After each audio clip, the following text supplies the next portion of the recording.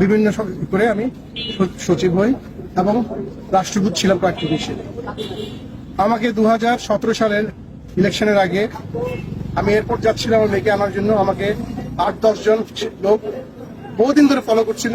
আমার গাড়ি ভেঙে আমাকে নিয়ে জোর করে 2টা পিস্তল ঠেকিয়ে আমাকে নিয়ে গেছে এবং আমাকে আয়না করে নিয়ে এসে এখানে রেখেছে। আমি যেহেতু সেনাবাহিনীর অফিসার, আমি এই ঢাকারই অফিসার, আমি ঢাকা সেনাবাসী ছিলাম, আমি জানতাম কোথায় আমাকে রাখা হচ্ছে এবং সেইখানে প্রচন্ড নির্যাতন করা হতো লোকদেরকে। কয়েকজন গুটি কয়েক আমাদের পলিটিক্যাল অফিসার যারা সেনাবাহিনীর বাণিজ্য ডুবিয়ে দিয়েছে ডিজিএফআই থেকে তারা স্বার্থন্বেষী কতজন লোক মেরেছে তারা খোদায় জানে। তারা এবং র্যাব এবং অন্যান্য যারা এখানে আছেন, বিচার বহির্ভূত হত্যা, গুম, খুন, ক্রাইম এগেইনস্ট হিউম্যানিটি। আমার দোষ কি ছিল? আমি কোন রাজনৈতিক করিনি কখনো, আমি কোন দলও করিনি, আমি সরকারি কর্মকর্তা ছিলাম একজন। আমার দোষ ছিল যে আমি লেখালেখি করতাম। আমার কলমকে তারা কন্ট্রোল করবে? আমি তো কোনো বিদ্রোহ করতে বলি নাই, কোনো দেশের এগেইনস্টে করতে বলি নাই। আমি চেয়েছিলাম ন্যায় বিচার। এই ন্যায় বিচারের জন্য কি আমাকে 16 মাস এই ডাঞ্জেনের ডাঞ্জেন মানে কি বলে আয়না করে ফেলে রেখে মাটির তলের মধ্যে অন্ধকার রুমে আমি যে কত ক্ষতিগ্রস্ত হয়েছি ফিজিক্যালি সেটা আপনাদের বলে বোঝাতে পারবো না।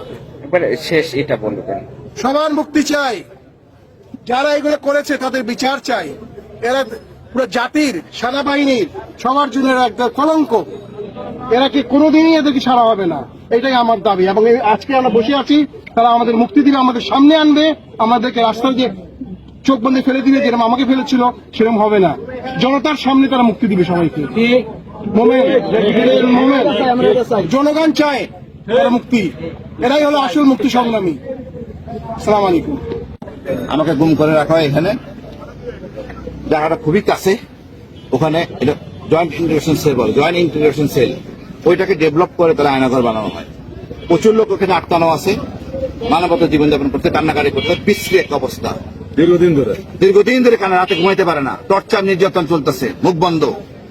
এটা তো একটা স্বাধীন দেশে হইতে পারে না। আমরা কারো করা দিন না, কাউকে উঠে নিয়ে রাখা যায় না এইভাবে। এই সেনাবাহিনী আমাদের গর্বের সেনাবাহিনী, স্বাধীনতা প্রতীক সেনাবাহিনী। এই সেনাবাহিনীর উপর বন্দুক রেখে কিছু অসৎ ডিজিএফআই কর্মকর্তা রাজনৈতিক সুবিধা নেওয়ার জন্য সেনাবাহিনীকে বদনামে ফেলতে পারে না। এই লোকদেরকে চিহ্নিত করতে হবে, বিচার আনতে হবে, আমরা এদেরকে সবাইকে থাকতে হবে, জবাবদিহির মনে আনতে হবে। আমরা চাই ন্যায় বিচার, শান্তি শৃঙ্খলা। সেনাবাহিনী গর্বের সেনাবাহিনী থাকবে। সেনাপ্রধানের নিরপেক্ষতার জন্য তার অগ্রণী ভূমিকা থাকা দরকার আছে। তার ভূমিকা হলো এটাই যে সে কারণ ছাড়া অতি দ্রুত ছেড়ে দিবে, আর আমাদের কাছে দিবে, ওই রাস্তা নিয়ে ফেলাই দিবে, চোখ বেঁধে, এটা হবে না।